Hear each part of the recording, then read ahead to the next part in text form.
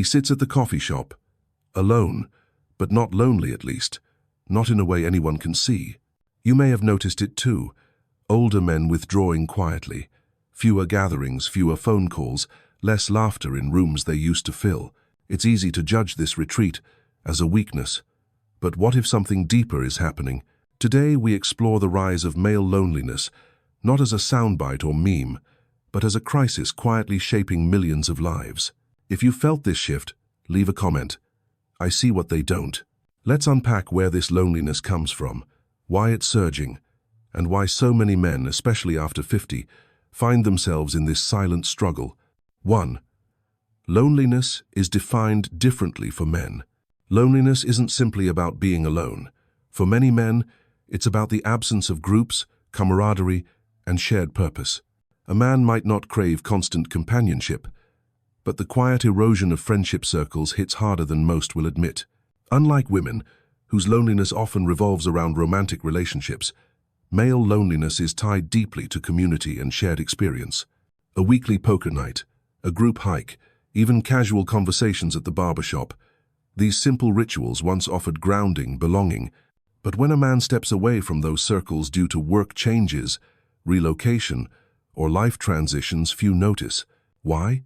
Because men are conditioned from early on to project strength, self-sufficiency, and emotional restraint. The expectation to just deal with it creates a silent barrier, and over time, the absence of male friendships becomes a kind of invisible grief. A lonely man isn't necessarily sitting at home hoping for romance. More often, he's missing that sense of tribe, the ease of unspoken understanding among other men.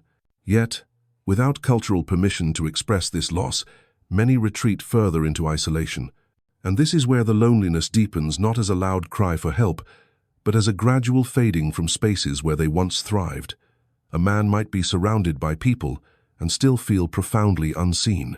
2. Social isolation and job insecurity. Modern economic instability has struck men especially hard, and it's about much more than money.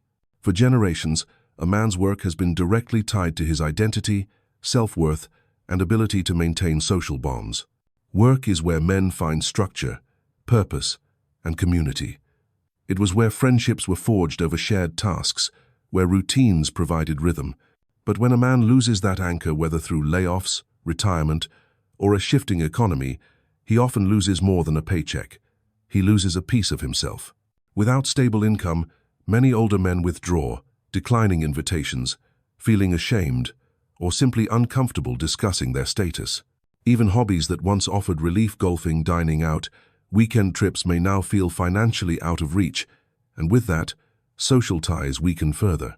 Job insecurity doesn't just attack the wallet, it erodes confidence, self-image, and the very context where many men built relationships in the first place. A man out of work may not say, "I feel lonely." Instead, he becomes harder to reach, stops calling friends, avoids gatherings where questions like, "So what do you do now?" sting deeper than they seem. This erosion of identity quietly intensifies loneliness. A man's silence in these moments isn't about pride, it's about protection. He withdraws to avoid feeling exposed, and in doing so, his loneliness grows not from the absence of people but from the absence of belonging. 3. The burden of masculine norms. Men are taught early, almost wordlessly, that admitting loneliness is a sign of failure, and this message is deeply ingrained, more cultural than personal. When boys cry out for connection, they're told to toughen up. As adults, men are rewarded for stoicism, for solving problems alone, for emotional restraint. And so, even when they feel disconnected, they rarely speak it aloud. Instead, they mask pain through safer, socially acceptable topics, sports scores, work updates, casual jokes. For some, that mask becomes self-medication, drinking alone, immersing in workaholism, retreating into screens and late-night scrolling.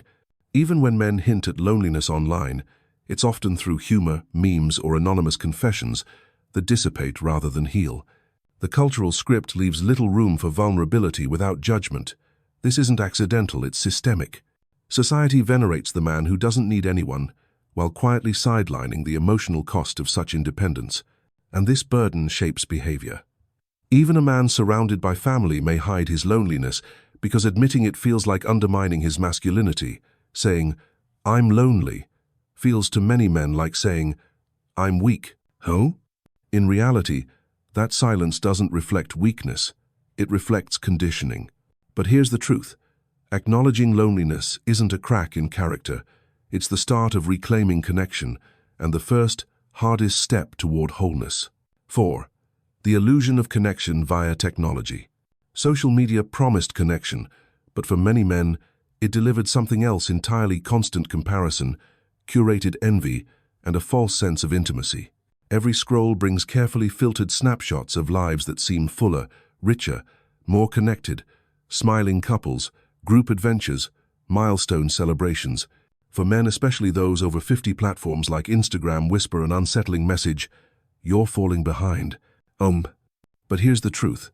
Much of what's shared online is performance, not presence. And yet, the mind absorbs these images as standards to meet.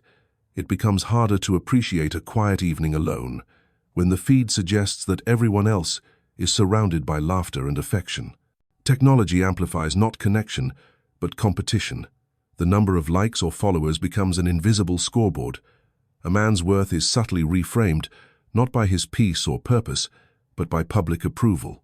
And perhaps most damaging, the very platforms designed to connect us to shrink the distance between friends and strangers often drive deeper isolation. A man scrolling alone at night might feel tethered to a global community, but he's not being seen, heard, or understood in any meaningful way. It's a lonely paradox. He's never been more connected and never felt more alone. 5. The impact of changing relationship dynamics. Once, the paths to connection felt natural: school, work, neighborhood gatherings, organic spaces where men and women met without pretense or profile pictures. But that landscape has changed dramatically. The old avenues have diminished. Now, dating apps and online platforms dominate, and they introduce a different kind of friction. Older men find themselves in a marketplace where character seems to matter less than image, where competition is fierce, expectations feel inflated, and algorithms replace introductions. A man over 50, who may not have dated in decades, now faces a landscape filled with swipe culture, ghosting, and performance-based interaction. It's not just about compatibility anymore. It's about visibility and curation. The dating app environment asks men to present a polished persona, a curated highlight reel, and many simply opt out. They sense the disconnect between genuine connection and transactional matching. And even when opportunities arise, the friction of starting from scratch feels daunting. Telling one's life story again, learning another person's preferences, adjusting routines, it can seem more exhausting than exciting. For many mature men, this isn't about bitterness. It's about recognizing that modern dating feels alien, artificial, and sometimes simply not worth the emotional energy. 6. Romanticizing loneliness in media. Cinema has long reflected male solitude, but in recent years, it has also subtly romanticized it. Films like Her or Blade Runner 2049 depict lonely, introspective men finding solace not in human connection, but in technology, in memories, in imagined companions. These portrayals resonate deeply but also dangerously. They suggest that loneliness is almost poetic, inevitable, even noble. For men already navigating isolation, such narratives can feel affirming. They offer a blueprint for withdrawing with grace, withdrawing without confronting what that solitude really costs. And yet, there's a hidden danger in this romantic framing. It makes disconnection seem natural, inevitable, almost aspirational. It turns isolation into an identity, not a condition to be examined or healed. At best, these cultural scripts motivate self-reflection. At worst, they feed despair. A man who absorbs these stories may tell himself, "This is just who I am now," and stop seeking new friendships, new connections, new purpose. The irony is stark. While art can offer comfort, it can also seduce men into accepting loneliness as their fate, rather than challenging them to gently, courageously return to the world. 7. The stigma of admitting loneliness. For many men, loneliness isn't just a feeling, it's a perceived failure. Admitting to loneliness feels like confessing a weakness, a betrayal of the very image of masculine independence they were taught to embody. From an early age, men absorb the message, be strong, be self-reliant, don't need anyone. So when loneliness creeps in, they don't voice it, they suppress it. Even in close relationships, the silence persists. A man might crack a joke about solitude. He might hint at isolation through humor or sarcasm, but he rarely says, I'm lonely. This stigma doesn't simply prevent conversation, it shapes behavior. Men retreat inward rather than reaching outward. They withdraw from friendships, family gatherings, and opportunities for connection, all to protect an image that serves no one. Worse, when they finally try to express their feelings, the response they fear most sometimes arrives. Why are you being so sensitive? You're a man, toughen up. And so the cycle deepens. Loneliness becomes not only a condition, but a secret shame. This burden is invisible, but it's heavy. Heavy enough that even those who sense a man's sadness may not understand why he can't just reach out. End 6. For a man to admit he's lonely is, in his mind, to question his own masculinity, and that cultural narrative has kept far too many men silent and far too many friendships from ever being saved. 8. The cost to society and women. Male loneliness doesn't just affect the men who experience it. Its ripple effects touch families, communities, and especially women. When men withdraw emotionally, when they become isolated, the burden of emotional labor often shifts to women, mothers, sisters, daughters, ex-wives, and female friends. Many women feel this quietly. They become the only emotional outlet for men in their lives. The strong but lonely man may rely on a daughter's listening ear or a sister's compassion without realizing that this shifts an unfair weight onto her shoulders. At a societal level, isolated men may participate less in community life. Neighborhoods lose mentors, coaches, volunteers. Entire spaces become quieter when older men detach. Their absence is felt not just in families, but in civic life. Loneliness among men also correlates with other challenges: declining physical health, substance abuse, disengagement from work or creative pursuits. And as men step back from these arenas, women and communities at large lose their contributions, the wisdom they carry, the steadiness they can offer, the leadership they once provided. This isn't just a man's problem, it's a human one. When men are lonely, women and society feel the loss in invisible but very real ways. 9. The link between loneliness and mental health. Loneliness is more than an emotion. It's a state of mind that affects every aspect of well-being. For men, especially those over 50, loneliness can quietly morph into anxiety, depression, and despair. And unlike women who tend to seek emotional support more readily, men often wait until crisis hits. Why? Because silence feels safer. Because vulnerability feels foreign. A man might stop attending events, stop answering calls, stop pursuing hobbies he once loved. On the surface, he may seem simply withdrawn, but underneath, a dangerous erosion is happening. Physical health declines too. Studies show that loneliness increases risks of heart disease, cognitive decline, and even early mortality. But the most alarming aspect is this: loneliness lowers motivation to get help. A lonely man may think, no one would care if I reached out anyway. This belief becomes a barrier preventing the very action that could help. It's a vicious loop. Loneliness feeds depression. Depression deepens loneliness. And without intervention, the cycle can quietly spiral into hopelessness. Men don't need pity. They need permission to admit their pain, to seek help, to rebuild the connections they've lost. And that starts with a single truth. Admitting loneliness isn't weakness, it's wisdom. And it's the first step toward healing. 10. How men can begin to heal.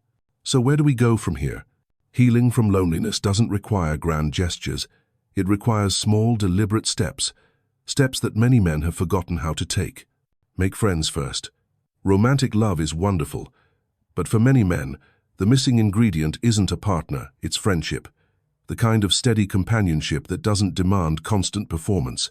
A man who picks up the phone and reconnects with an old friend, or joins a community group, is already healing even if he doesn't realize it yet. Break the silence. Naming loneliness aloud without shame deflates its power. Too often, the silence surrounding male loneliness makes it feel larger than life, insurmountable. Simply admitting, even privately, I feel disconnected, is a turning point.